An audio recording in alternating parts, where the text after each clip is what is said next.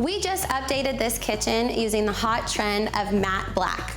We swapped out the light fixtures, the faucet, and the hardware to completely transform the space. Matte black is timeless, but it's also modern, which is exactly what the homeowners were going for. I really love how the black just really pops against the white and just for that classic combination.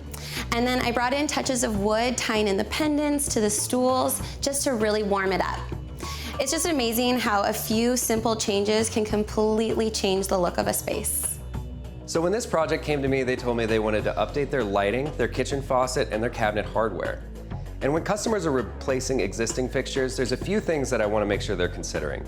I want them to be considering the size and scale of the space, the existing electrical connections, and the overall style. For their pendants, they wanted to go with a dual finish, and I was able to narrow down a selection from build.com so that they were able to pick the perfect lights for their space. For their faucet, they told me they wanted a pull down. And I know they like to cook, so I was able to suggest this unique, chef-inspired pre-rinse faucet.